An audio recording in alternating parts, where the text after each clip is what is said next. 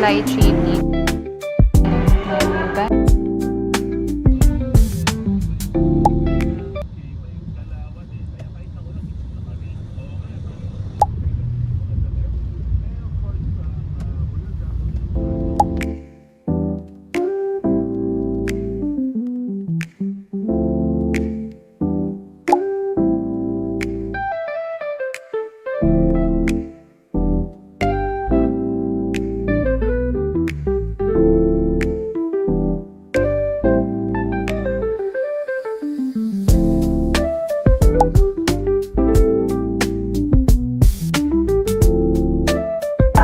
It is spicy.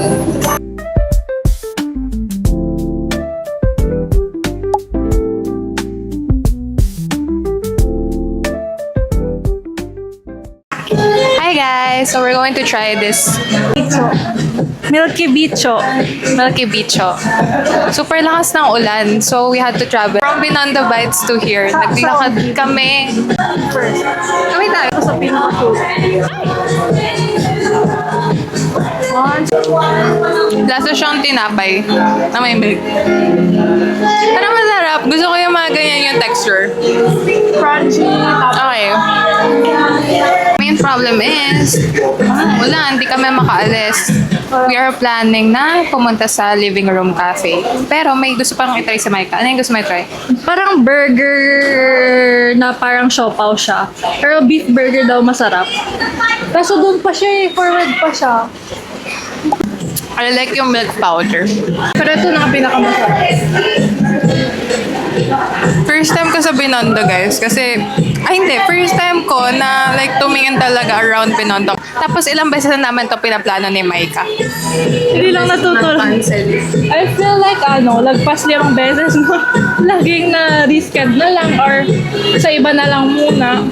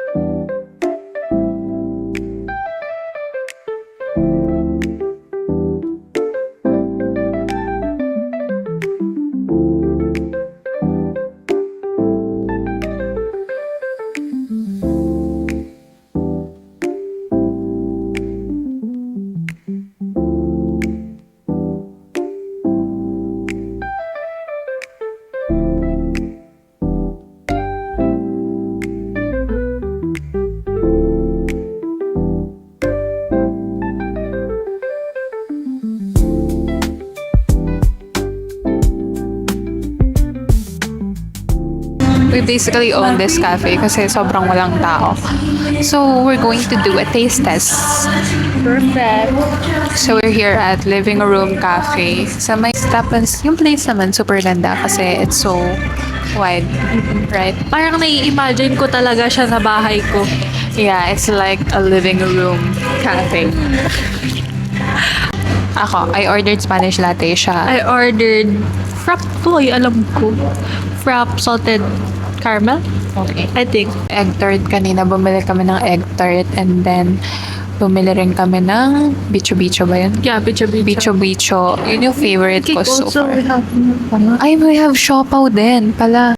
Yeah, we're gonna do a taste test. And then after this, picture na kami. Tapos, see you next time. see you next time. Magkukwentuhan na kami. Tapos, babay na. Yes. This might be our last bonding kasi sobrang busy na ng tired year. Yo. Ang dami na nangyayari, guys.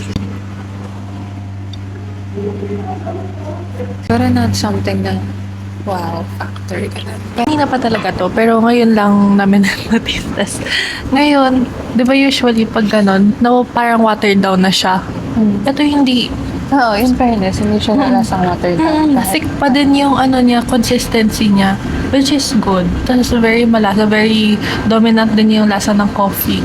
Hindi siya masyadong sweet kahit caramel macchiato. May macchiato sa'yo. Pero frap. Oo, frap.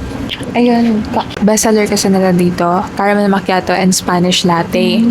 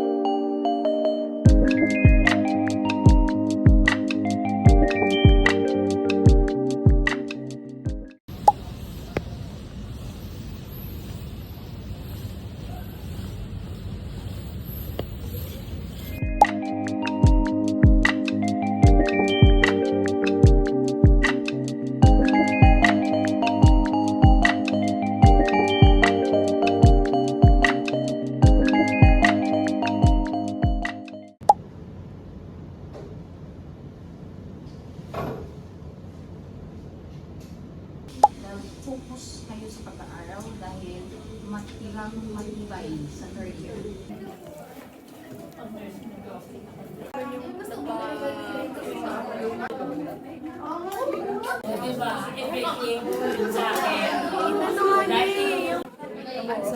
Kala ko pumili kaya sa binili nyo.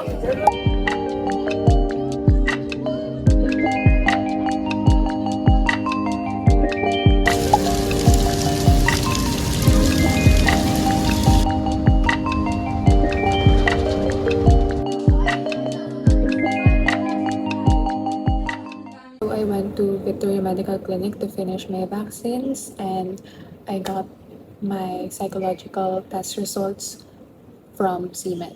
And then now I'm gonna eat my lunch na, which is Jolly Hot Dog from Jollibee, and then fries, which are my favorite.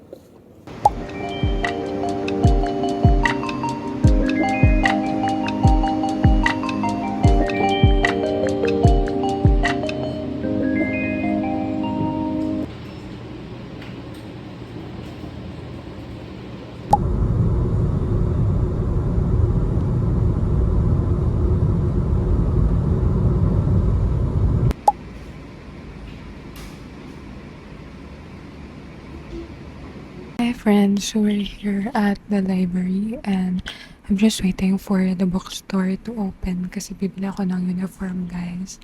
And super dami kasing uniform na needed for our duty kaya kailangan ko nang bumili kasi yung iba, one set lang yung meron ako. Since online kami today, I decided na ngayon na lang gawin yung mga errands ko, which is kumuha ng uniform, bumili ng uniform, and then kunin yung high precision results. And then bumili ng mga innerwear for duty kasi I don't have them that much. And so, ayun. See you guys later kapag nag-aasikaso na ako ng mga errands ko. And also guys, I'm vlogging on TikTok, so I might put my username here on TikTok. And yeah, follow me guys. Kasi baka mas maging active na ako dun. Joke lang. I'm trying to be active. I hope I can upload it this vlog next week para during my busy days may ma-upload pa rin ako, and I will still vlog next week of course. Yeah.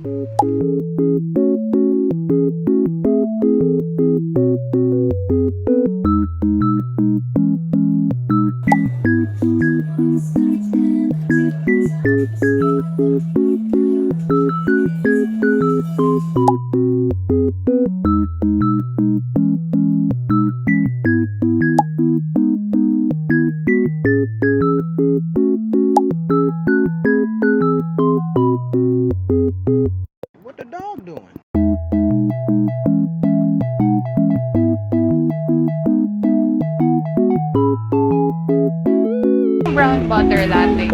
Ay, saka pa.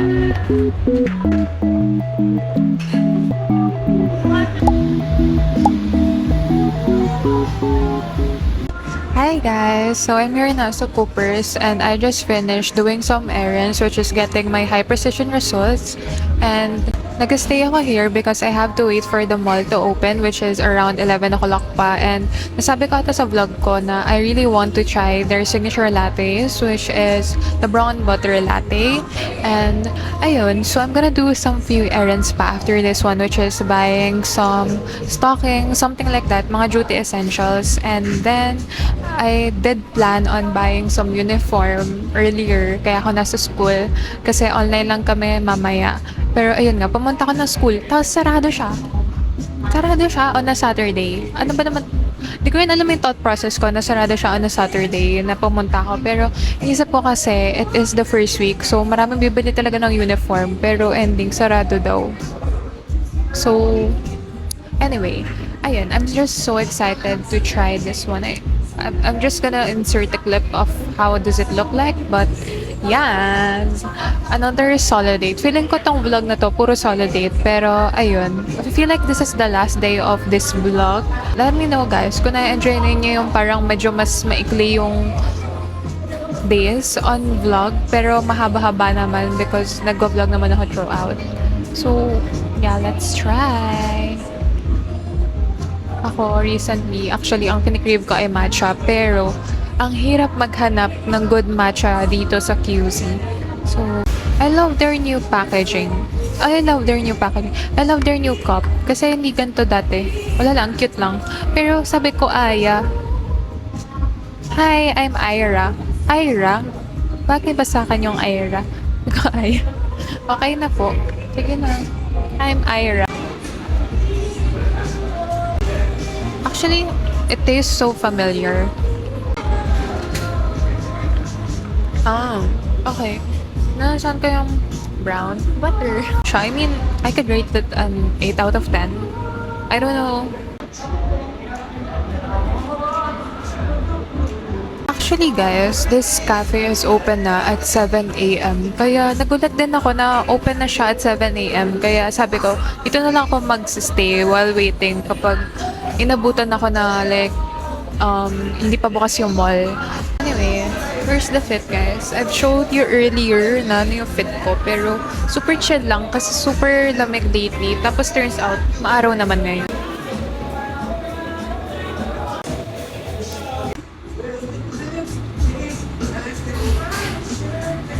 So, I removed my jacket na kasi super lamig dito guys, and to be honest, medyo nagugustuhan ko yung place kasi onti lang yung tao during this time.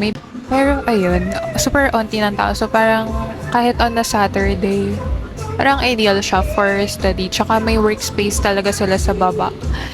This is a great start before the school year officially start kasi alam kong madugo yung third year guys. So, sana one day sabihin ko na lang sa inyo na tapos na ako sa third year, na I survive third year. Kasi if you're planning to pursue nursing talaga, third year daw ang pinakamahirap. Kaya, actually hindi ko alam guys bakit content ako ng content lately. Siguro, sulitan nyo na kasi baka i-ghost ko na naman tong YouTube account ko kapag na-busy na naman ako. Pero, we'll try to balance everything as much as possible. Yun yung goal ko this third year despite doing content creation. Also, pero ayoko nang pabayaan yung studies ko. Of course, number one priority ko yung studies ko. Tapos, so if you're curious, what cam am I using right now? It's actually my iPad. Yeah, I love my iPad because of its wide angle na para bang DJI Osmo Pocket 3. Medyo. So, ayun. We manifest that camera. Although, ayun, minsan ay film on Sony ZV-E10 which is yung mga nakaraan na clips, ayun, sa camera ko yun. Or minsan, kapag normal clips is from my iPhone. And yeah, kasi may mga nagko-comment minsan about kung ano yung camera ko, ganun. Tapos for the editing naman, I usually use CapCut lang. Anyway guys, so I'm still using my Juicy Juicy Velvet Rouge. So, you can still use my discount ha if you're planning to use it. And I really recommend it to my friends kasi hindi talaga siya drying at all and nag-leave siya ng stain for me. So, ako kasi sobrang reapplier talaga ako ng lippy kaya I really love it. And I'm just so thankful of Juicy for collaborating with me. Ayun, hindi ko pala napag-usapan yun guys, no? Pero, it actually, okay, kwento muna tayo. I started vlogging for fun lang talaga. As in, for fun lang talaga yan. Kasi alam guys, ng family ko na sobrang makakalimutin ako. Like, may mga certain memories silang pinapaalala sa akin nung bata ako. Hanggang sabi ko, okay, mag-vlog ako para matandaan ko. Eh, parang pandemic pa lang nun. Medyo nauuso na yung vlog, ganyan. So, parang medyo na-push na ako. Then sabi ko, oh, sige, mag-vlog na lang ako. So, during pandemic, guys, actually, nag-vlog na ako. Pero yun yung mga medyo sobrang zoom in pa yung mga clips. Sobrang hindi pa ako nagsasalita like this. Like, super shy pa. Tapos, hindi rin alam ng family ko nung una na nag-vlog na ako. Bigla ko na lang siyang sineryoso na. Sabi ko, Mami, nag-vlog na ako. Tapos, hanggang sobrang supportado ka ng family ko. Like, lalo na sa dad ko. Lagi niya akong dinadala sa mga cafes para mag-vlog. Ganyan. Gusto ng dad ko yun kasi mahilig talaga yung dad ko sa coffee shop. So, yun yung medyo naman akong trait sa kanya na kahit pupunta kami sa isang place talaga, kailangan namin mag-coffee shop. At yun yung medyo magastos na trait na naman ako sa dad ko. Pero, nag-vlog ako, pero hindi ko rin tinatel sa friends ko. Hanggang naging sketchy na siya sa friends ko. So, sabi ng friends ko, like, may times daw na hinahanap daw nila ako on YouTube. Eh, iba yung name ko on YouTube, as you can see, guys. Hindi ko naman name talaga. Like, parang recently lang ako nag-share sa inyo ng name ko talaga. Tapos, hanggang pinpublic ko na sa kanila, sa two friends ko, which is Ria and Micah, yung tatlo kami usually. Ayan, sinabi ko na sa kanila. Tapos, and then hanggang nalaman na rin ng friend ko pa yan. Tapos, hanggang ngayong college. So, this college, kwentong vlogging journey na pala to. Sana na-enjoy nyo talaga tong mga yapping sessions ko, no? Sana dito kasi hindi ko alam. Minsan kinakat ko na lang, guys, kasi baka mamaya hindi kayo curious. Pero hanggang college ko, yung friend ko na si Sian, yung lagi niya nakikita sa vlog ko, biglang may nag-send sa kanya na friend niya na parang parang namukhaan ako.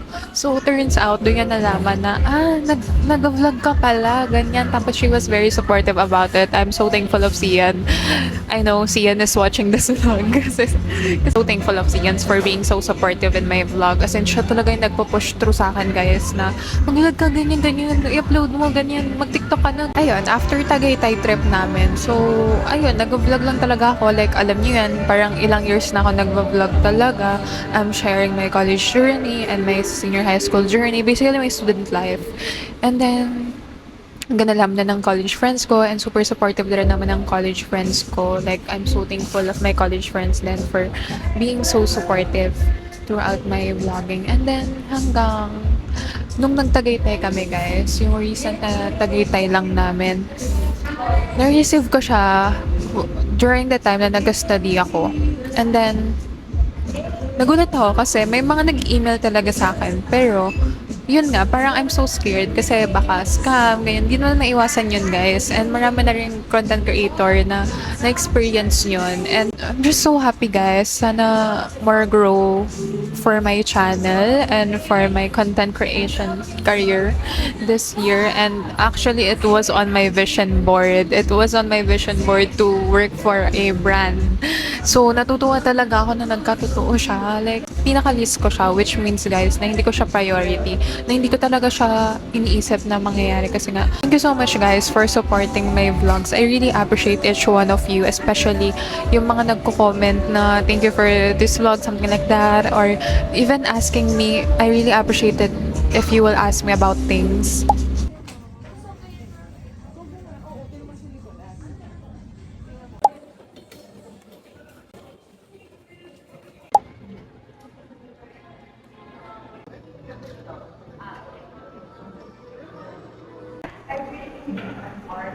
Spring lychee tea, tsaka isang Ichigo Cafe Mocha.